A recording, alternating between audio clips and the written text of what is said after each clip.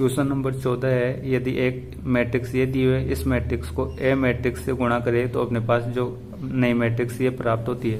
तो ए का मान ज्ञात करना है। ये मैट्रिक्स है और ए मैट्रिक्स का मान निकालना है। इस मैट्रिक्स को ए मैट्रिक्स से गुणा करे तो ये मैट्रिक्स प्राप्त हो।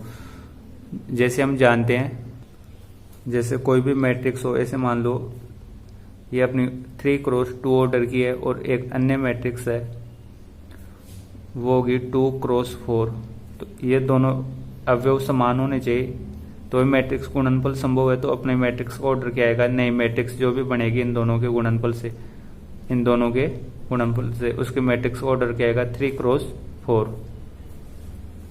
ये गुणा की शर्त है। अब जैसे मैं आपको ऐसे पूछूं कि इस मैट्रिक्स में ये दिया हुआ नहीं होता, अपने पास एक मैट्रिक्स तो ये दे देता 3x2 की, और यहाँ पे दे दिया ए मैट्रिक्स। इसका ऑर्डर बताना है अपने को क्या है जो भी, और जो नई मैट्रिक्स बनी है इसको ऑर्डर बता दिया 3x4। तो आप कैसे बताओगे यहाँ पे, तो आप इससे तुलना करोगे, यहाँ पे क्या आना चाहिए 2x4। तो यहाँ पे देखो, यहाँ पे शुरू में कितना है 3 है। तो हम इसमें देखेंगे ये गुणा कब संभव होगा कि यहाँ पे इसमें क्या होगी, इसमें स्तंभों की संख्या और इसमें पंक्तियों की संख्या समान हो। तो स्तंभों की संख्या इसमें कितनी है 2, तो पंक्तियों की संख्या इसमें कितनी होनी चाहिए 2, और नई मैट्रिक्स में कितना आ रहा है स्तंभों की संख्या 4, तो 2x4। तो अब इससे अपने को ये मालूम चला कि इसमें जो मैट्रिक्स होगी यदि गुणनफल संभव होगा तो इसका ऑर्डर क्या होगा। अब जो हम इसकी जगह ए मैट्रिक्स मानेंगे, जो लिखेंगे उसका ऑर्डर क्या होगा, 3x2 है तो यहाँ पे 2 है, तो यहाँ पे भी क्या आना चाहिए 2। और नई मैट्रिक्स किस ऑर्डर की प्राप्त हो रही है अपने को 3x3, तो इस सेकंड वाला लेंगे तो अपने पास 2x3 की एलिमेंट लिखी जाएगी नई मैट्रिक्स। तो आप इसको जैसे 2x3 की आप क्या मान लिए, कुछ भी मान सकते हो, जैसे A B C D E F। अब ये मैट्रिक्स हो गई अपने पास 2x3 ऑर्डर की। तो अपने को जो मान लिए A B C D F, इसकी वैल्यू अपने को बतानी होगी इसमें।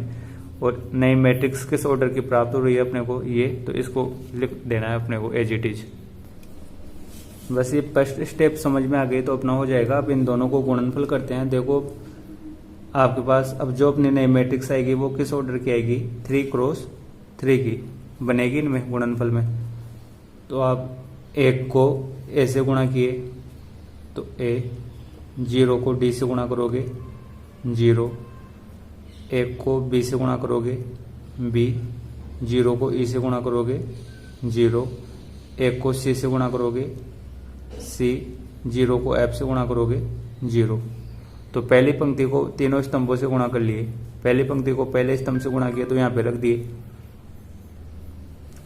अब दूसरी पंक्ति को पहले स्तंभ से गुणा करना है, 2 को A से गुणा किए 2A, -1 को D से गुणा किए -D, फिर 2 को B से गुणा करेंगे 2B, -1 को E से गुणा करेंगे -E, फिर 2 को C से गुणा करेंगे 2C, और -1 को F से गुणा करेंगे -F, फिर -3 को A से गुणा करेंगे -3A, 4 को D से गुणा करेंगे 4D, फिर -3 को B से गुणा करेंगे -3B, 4 को E से गुणा करेंगे 4E, फिर -3 को C से गुणा करेंगे -3C, 4 को F से गुणा किए 4F।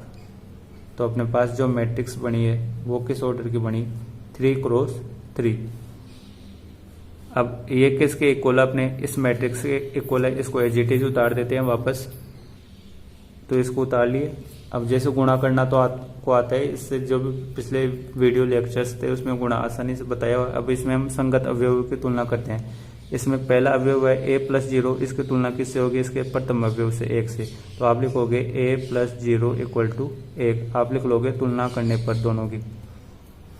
तो a की वैल्यू कितनी आ गई अपने पास, सीधी सी आ गई 1। b+0 किसके इक्वल है, -4 के, तो b की वैल्यू कितनी आ गई अपने पास -4। c+0 किसके इक्वल है, 3 के, तो c की वैल्यू कितनी आई 3। तो अपने पास ये तो किसकी वैल्यू आ गई, ABC की वैल्यू आ गई। अब अपने को किसकी वैल्यू निकालनी थी, ABC DEF की। अब D वाला जिसमें है, देखो इसमें है D वाला 2A - D, तो ये किसके इक्वल है, -2 के। तो आप लिखोगे 2A - D = -2, 2 इंटू ए की वैल्यू कितनी है 1 माइनस डी इक्वल टू -2। तो इससे आपकी डी की वैल्यू आ जाएगी जो भी प्राप्त होगी कमेंट सेक्शन में लिख दोगे। 2b माइनस ई है तो 2b माइनस ई, ये वाला अवयव है इसकी तुलना इससे होगी -10 से तो बराबर -10।